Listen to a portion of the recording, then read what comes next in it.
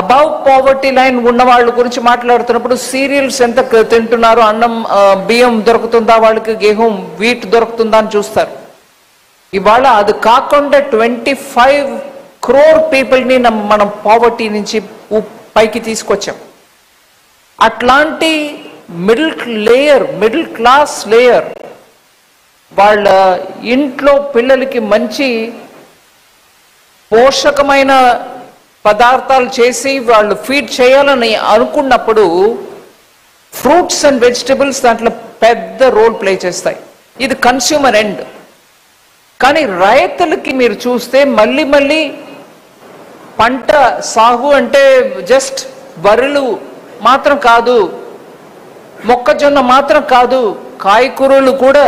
In fact కాయకూరల్లో ఆదా ఎక్కువ వస్తుంది. మీ earn profit much more by growing fruits and vegetables. దేశవ్యాప్తంగా ఇవాళ ట్రైన్, మనం మోదీ గారు గవర్నమెంట్ వచ్చినాక బనానా ట్రైన్ వెళ్తుంది ఒక డిస్ట్రిక్ట్ ఆఫ్ మహారాష్ట్ర నుంచి ఢిల్లీ ముంబైకి. కోకోనట్ ట్రైన్ వెళ్తుంది తమిళనాడు నుంచి ఢిల్లీ ముంబైకి. ప్రత్యేక రైతుల కోసం ఒక ట్రైన్ డెడికేట్ చేసి అది వారానికి 2 సారి, వారానికి 3 సారి ఆ పంటని తీసుకెళ్లి ఢిల్లీలో ముంబైలో చేర్పిస్తుంది. అట్లాగా కాయకూరలకి ఇక్కడ ఒక హబ్ లాగా చేసి అండ్ ఫ్రూట్స్ అట్లాంటి ఒక ప్లాన్ తోటి తీసుకొచ్చే ఆ ఐడియా చీఫ్ మినిస్టర్ది. We can support with infrastructure.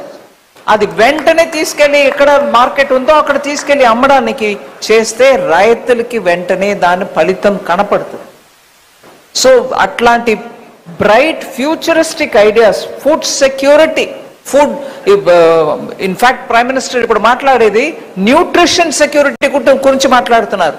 అందరికీ బియ్యం అందిస్తున్నాను, ప్రధానమంత్రి గరీబ్ కళ్యాణ్ అన్న యోజనలు వెళ్ళిపోతుంది, ఉచితంగా వెళ్తుంది. కానీ అది చాలదు. ఇంట్లో మనం పప్పులు కాయకూరలు అన్ని తినడం అవసరం, కానీ అది సప్లై ఇక్కడి నుంచి వస్తుంది. ఆంధ్ర లాగా ఒక స్టేట్లో అట్లాంటి ఒక 9 districts డెడికేట్ చేసినప్పుడు దానికి కావాల్సిన ఇన్ఫ్రాస్ట్రక్చర్, దానికి కావాల్సిన కనెక్టివిటీ, దానికి కావాల్సిన హై క్వాలిటీ సీడ్స్, దానికి కావాల్సిన ప్యాకేజింగ్, అది ఇక్కడి నుంచి ఢిల్లీ వెళ్ళాలంటే పాడవకుండా చక్కగా వెళ్ళడానికి కావాల్సిన ప్యాకేజింగ్, ఇవన్నిటిని కూడా కాంప్రిహెన్సివ్గా ప్లాన్ చేస్తున్నప్పుడు బ్యాంక్స్ దాన్ని కిసాన్ క్రెడిట్ కార్డు ద్వారా లోన్ అని అనుకుని 1 లక్షం ఇచ్చేస్తే మీ పని ఆవదు.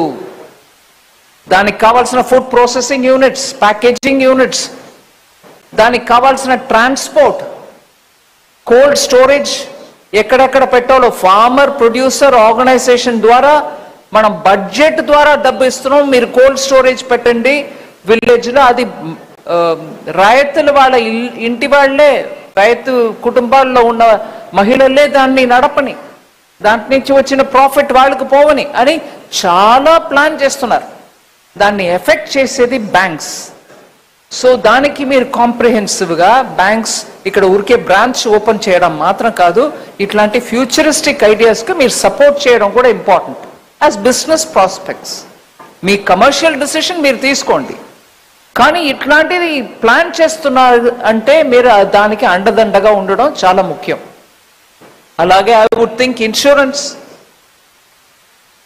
ఒక 2 years క్రితం ప్రధానమంత్రి గారు హర్యానా నుంచి లాంచ్ చేశారు బీమా సఖి, LICకి ఇన్సూరెన్స్ కంపెనీ అన్నిటికీ మహిళల్ని ఏజెంట్గా గ్రామానికి పంపించి ఇన్సూరెన్స్ని ఇంకా ఎక్కువ కవరేజ్ ఇవ్వడానికి.